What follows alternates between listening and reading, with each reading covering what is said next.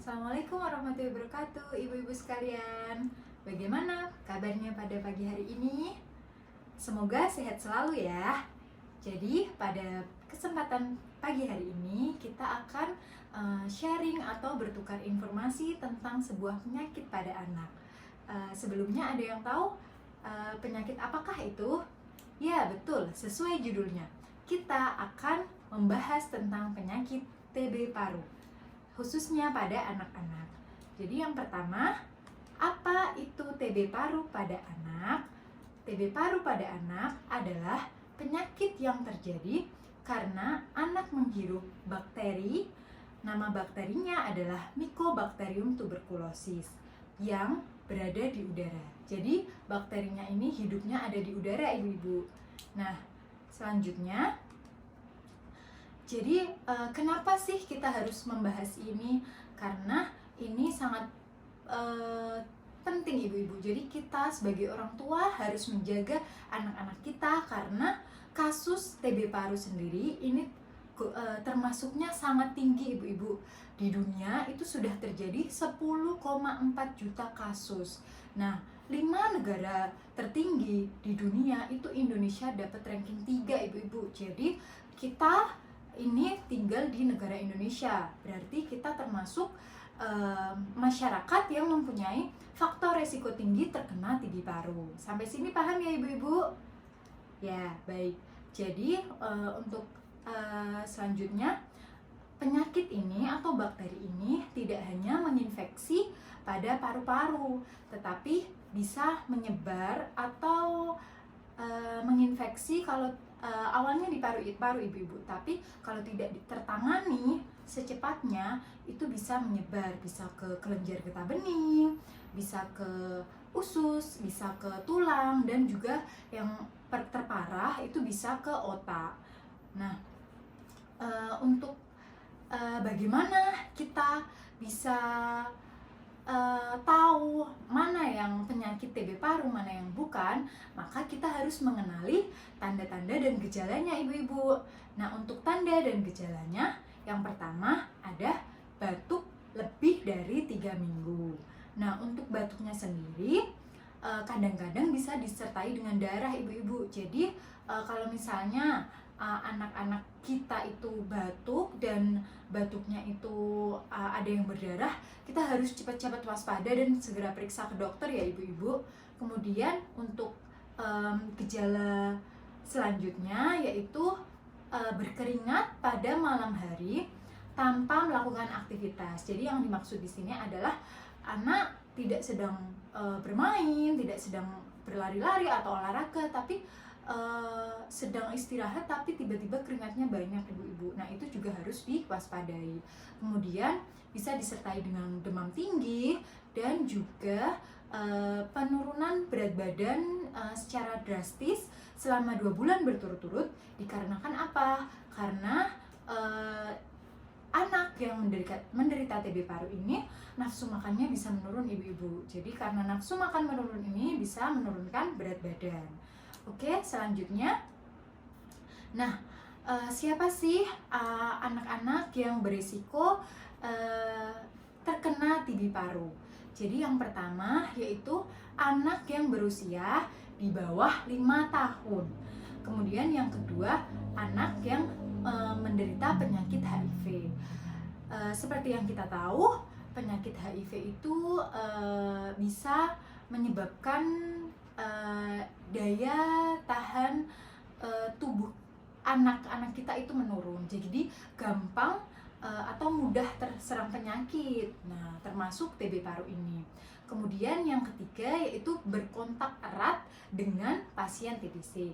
Misalnya ada salah satu keluarga kita atau keluarga di rumah atau tetangga yang menderita TB paru, kemudian berkontak, berbicara, mengobrol dengan anak-anak kita dan tidak memakai masker atau batuk tapi tidak memakai masker atau penutup mulut atau hidung, begitu ya ibu-ibu. Jadi harus diwaspadai juga. Terus yang keempat, anak dengan daya imun atau daya tahan tubuh yang rendah. Jadi ketika penyakit kuman TB ini menginfeksi pada tubuh itu kemungkinan bisa terjadi dua kejadian. Yang pertama, ketika imun kita atau daya tahan tubuh kita itu bagus atau baik, itu bisa menyerang atau melawan dari kuman-kuman tersebut sehingga kita tidak akan sakit. Kebalikannya, apabila tadi daya tahan tubuh kita turun, maka kita akan kuman itu akan menang ibu-ibu. Jadi kita akan sakit. Nah, termasuknya kuman yang menyerang bisa TB paru. Kemudian yang selanjutnya yaitu keadaan gizi buruk. Jadi pada anak ini sangat penting ibu-ibu untuk dipantau gizinya, diberi asupan dan makanan yang bagus. Karena apa? Yaitu tadi untuk menjaga daya tahan tubuhnya supaya tidak mudah sakit dan tidak mudah terserang virus-virus atau kuman-kuman ya ibu-ibu, begitu ya. Kemudian untuk selanjutnya, bagaimana cara penularan TB ini? Nah, kuman TB ini keluar di udara melalui droplet atau percikan dahak saat penderita TBC batuk, bersin, dan berbicara. Jadi seperti tadi ibu-ibu, ketika ada satu anggota di rumah yang menderita batuk lama, nah ini harus diwaspadai dan harus dijaga kontaknya, jaga jaraknya terhadap anak-anak kita. Karena apa? Karena bisa menular lewat itu tadi, droplet dan percikan dahak, apalagi kalau bersin dan batuk, begitu ya ibu-ibu. Selanjutnya, nah, bagaimana kita bisa mengetahui ini penyakit TB atau tidak, dok? Ini batuk biasa atau TB, dok? Nah, jadi begini caranya ibu-ibu. Ketika muncul gejala-gejala dan tanda yang disebutkan tadi, nah ibu-ibu bisa langsung segera memeriksakan anak ke dokter. Untuk dilakukan apa? Untuk dilakukan pemeriksaan lebih lanjut supaya bisa ditegakkan diagnosis sedini mungkin. Kalau diagnosis sudah ditegakkan, bisa langsung ditangani secepatnya ibu-ibu agar tidak semakin parah, begitu ya ibu-ibu. Nah, nanti akan dilakukan pemeriksaan seperti pemeriksaan sputum, pemeriksaan foto ronsen dada, kemudian tambahan pemeriksaan kulit, gitu ya ibu-ibu. Nah, selanjutnya ada yang selanjutnya, dok, TB ini bisa diobati atau tidak sih, dok? Nah, jawabannya bisa ibu-ibu, karena TB ini mempunyai penyakit ini mempunyai obat, sudah mempunyai obat, yaitu obat anti tuberkulosis. Nah, tapi obat ini sangat spesial dibandingkan obat-obat yang lainnya. Kenapa? Karena obat ini tidak hanya diminum 3 hari, 1 minggu, atau 2 minggu, tapi memerlukan waktu pengobatan selama 6 bulan. Lama ya ibu-ibu? Nah, selain itu, pengobatan ini harus disiplin minumnya, harus secara rutin setiap hari, tidak boleh ada yang absen atau yang kosong. Misal besok lupa, lusa lupa. Nah, itu tuh sangat berbahaya ibu-ibu.